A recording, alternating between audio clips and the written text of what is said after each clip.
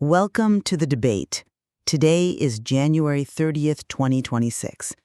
It has been, over 6 years since Jeffrey Epstein was found dead in his cell at the Metropolitan Correctional Center in New York. For a long time, the dust seemed to have settled on the official ruling of suicide. But as we all know, new forensic findings released late last year and just this month have pried that closed case wide open again. The question we are grappling with today is as dark as it is necessary. Was Jeffrey Epstein's death on August 10, 2019, the result of a perfect storm of administrative incompetence and bureaucratic rot, essentially a suicide by negligence?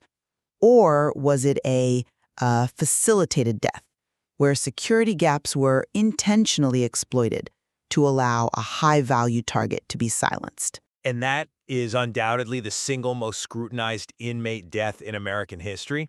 And yet here we are in 2026 looking at new technical analysis of surveillance footage and re-examining pathology reports that suggest the official narrative isn't just flawed, it might be, physically impossible. I'm here to argue that you cannot attribute to incompetence what the forensic data suggests was a manufactured opportunity. And I am here to argue that while the circumstances are undeniably suspicious on the surface, and look, I will grant you they look terrible, the evidence points to a system that collapsed under its own weight. Specifically, the exhaustive DOJ OIG Report 23-85 and the NYC Medical Examiner's findings show that a suicidal man was handed the means to end his life by a crumbling institution, not a cabal of assassins. I think we're going to find that the distinction between crumbling and tampered with is where the devil resides. Let's get into it. I want to start by laying out the case for let's call it the institutional realist perspective. When you strip away the high-profile nature of the inmate, forget the conspiracy for just a second. What you are left with is a textbook case of correctional failure. The Metropolitan Correctional Center, the MCC, was not a fortress, it was a ruin. The OIG report confirmed that the facility was chronically understaffed with a staggering 50% vacancy rate among correctional officers. We had guards, specifically Tova Noel and Michael Thomas, who were working mandatory overtime. Noel was on her 5th 12-hour shift. Thomas was on his 2nd day of overtime. Exhaustion is real, and burnout is real. I grant you that. But exhaustion usually leads to sloppy mistakes, not a perfect geometric alignment of failures that all benefit one specific outcome. It's not just exhaustion, though. It's the culture that comes with it. The prosecution proved that these guards didn't falsify logs to cover up a murder. They falsified logs to cover up the fact that they were lazy and, sleeping. They admitted to pencil whipping the count sheets from 1 a.m. to 4 a.m. They weren't plotting. They were sitting at a desk browsing the internet for motorcycle parts and furniture deals. It's the banality of negligence. You combine that with an inmate who, just 48 hours prior, signed a new will transferring $577 million to the 1953 Trust, effectively closing out his earthly affairs. That is premeditation on his part, not the system's. See, that is a compelling narrative if you look at the pieces in isolation. But I come at it from a different angle. I look at the probability of coincidence. You call it a perfect storm, but I call it clearing the stage. Let's look at the timeline closely. On July 30th, the psychology department issued a specific written directive. Epstein was cleared for the Special Housing Unit, the SHU, only if he had a cellmate. He was assigned Efren Reyes. Then, on August 9th, the morning before the death, Reyes is transferred out. Which happens in jails every day. Transfers are routine administrative moves. But he wasn't replaced. That is the critical violation. The directive was explicitly ignored. You have a high-risk inmate who you claim had already attempted suicide on July 23rd, left alone for 22 hours in a cell where he shouldn't have been alone for 5 minutes. And then we have the new 2025 forensic video findings. We now know that the official video surveillance has a missing minute, a jump from 11:58 p.m. to 12:00 a.m. And we have the orange shape seen on the stairs at 10:40 p.m. The OIG tried to tell us that was a guard with linens, But the video experts who analyzed the aspect ratios last year say it moves like a person in an inmate jumpsuit. That is not negligence. That is an anomaly that suggests presence. Okay, let's dissect that clearing the stage argument, because it sounds sinister until you look at the bureaucracy involved. The OIG investigation found that the removal of the cellmate, Reyes, was a routine transfer notified by the U.S. Marshals. The failure to replace him wasn't a shadowy conspiracy. It was a communication breakdown. The email regarding the transfer went to 70 employees. 70. And in a classic case of the bystander effect, everyone thought someone else was handling it. You mentioned Holland's razor earlier. Never attribute to malice what is adequately explained by stupidity. The system didn't clear the stage for a hit. It simply forgot to set the stage for safety because nobody cared enough to do their job. I'm sorry, but I just don't buy that. You're asking us to believe that the most high-profile inmate in the country, the man who could bring down billionaires and princes, who was on suicide watch weeks prior, just slipped through the cracks of 70 federal employees? But let's look at the window of opportunity you claim was accidental. On August 9th, Epstein is removed from suicide watch protocols, his cellmate is removed, and then crucially, he is allowed an unmonitored phone call at 7 p.m. A supervisor literally broke protocol to let him make that call. He didn't call his lawyer, he called a personal relation. And then, conveniently, the cameras fail. That brings us to the surveillance, which is usually the smoking gun for the conspiracy side. But the data contradicts the timing needed for a conspiracy.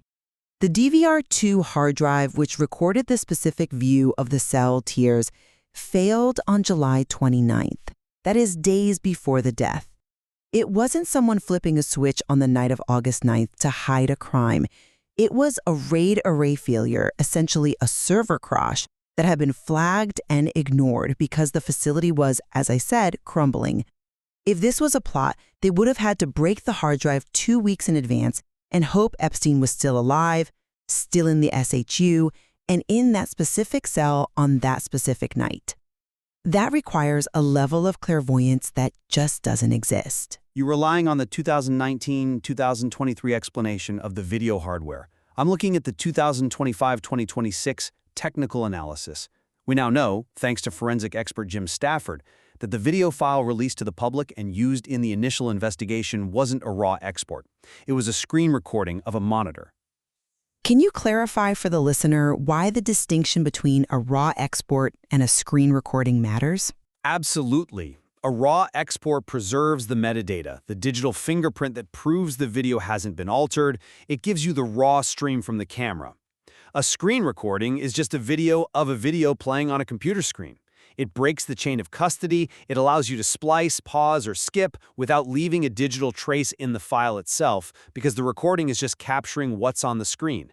And that screen capture contains a jump, the missing minute, right at midnight.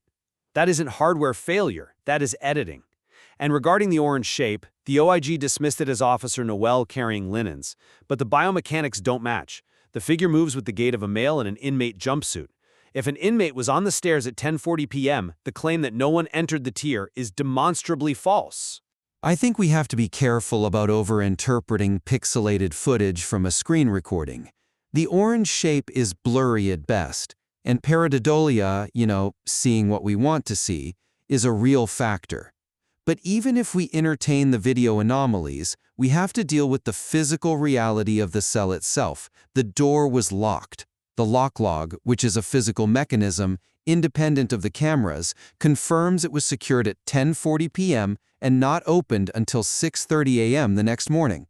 Unless you are suggesting Officer Noel unlocked the door, let an assassin in, waited, let them out, and then relocked it, all while she was supposedly browsing for furniture, the timeline just doesn't work. And we have to remember there were no defensive wounds on Epstein's body. The medical evidence. This is where the suicide narrative falls apart most spectacularly for me. I disagree. The medical evidence is exactly what anchors the suicide ruling. The chief medical examiner, Dr. Barbara Sampson, was unequivocal in her findings. And Dr. Michael Baden, a former NYC chief medical examiner who observed the autopsy, was unequivocal in the opposite direction. Let's talk about the neck fractures. Epstein had 3 distinct fractures: the left and right thyroid cartilage and the left hyoid bone. Dr. Baden, who has performed over 20,000 autopsies in his career, stated clearly that seeing 3 fractures in a hanging is extremely unusual. It is, however, the hallmark of manual strangulation. That's a compelling soundbite. And Dr. Baden is a legend, but it lacks the statistical nuance regarding age. Epstein was 66 years old. The hyoid bone calcifies and becomes brittle as we age. In a younger man, the hyoid is flexible, like cartilage, it bends. In a 66-year-old, it's like a dry twig. The OIG report cites forensic literature showing that hyoid fractures occur in up to 25% of hangings for men in his age demographic. In fact, a study cited in the source material specifically notes a p-value of 0.028 for the association between laryngohyoid fractures and age. It is a statistically significant correlation. His bones were brittle. When he leaned his weight into that noose, even from a kneeling position, those bones snapped. A 25% chance is still a significant minority. You're hanging your hat on the exception, not the rule. If I told you there was a 25% chance of rain, you wouldn't necessarily bring an umbrella. But here, the entire suicide theory rests on a statistical outlier. And what about the petechiae, the burst capillaries in his eyes and mouth? That is a classic sign of venous congestion caused by strangulation. Someone squeezing the neck so blood can't return to the heart, causing the vessels in the face to burst. Petechia occurs in hanging too, especially in incomplete suspension. Let's define that for everyone. Epstein was kneeling. He wasn't dropping through a trap door like a gallows execution, which snaps the neck instantly. The mechanism here involves occlusion or blockage of the veins, but perhaps not full occlusion of the arteries immediately. Blood pumps into the head but can't get out. This causes massive pressure buildup, petechia. And significantly, there were no struggle marks, no skin under his fingernails, no bruising on his knuckles. If he was being strangled by an assassin, are you telling me he didn't fight back? He just let it happen? Unless he was incapacitated, or unless he was compliant because he was coerced. Coerced? You think he was talked into it? This brings us to the psychological state. You mentioned the will as proof of suicide. I see it as proof of finality, which can apply to a hit as well. If you are told, tonight is the night, sign your papers, protect your money for the people you care about, or we go after them next, you sign the will. But look at the July 23rd incident, the first attempt. Epstein was found in a fetal position with marks on his neck. He initially told investigators he was attacked by a cellmate, Nicholas Tartaglione, a man facing quadruple murder charges, a brute of a man. He later retracted that and said he couldn't remember. That doesn't sound like a man who wants to die. That sounds like a man who was sent a violent message and was terrified into silence. The July 23rd incident is actually a strong indicator of suicidal ideation, not a hit. He was found with an orange cloth around his neck. The attack claim is incredibly common among inmates who attempt suicide and then regret it or want to avoid the stigma or the harsh suicide watch restrictions. He wanted to get off suicide watch, and he did. He played the system. He convinced the psychologist he was future-oriented. He was smart enough to manipulate the protocols to get back to his cell where he could finish the job. The signing of the will on August 8th wasn't coercion. It was housekeeping. He transferred $577 million into a trust to protect his assets from the coming civil lawsuits. That is a rational, calculated act of a man planning his exit strategy. But you can't ignore the stand-down aspect of the night in question. We have guards who admit to falsifying logs. We have a camera system that, whether you believe it was rot or sabotage, failed to record the cell door. We have a cellmate removed against policy. And we have a horizontal ligature mark. Dr. Baden pointed out the mark was low on the neck and horizontal, consistent with a garrote or strangulation from behind, not the V-shape of a hanging where the knot pulls up behind the ears.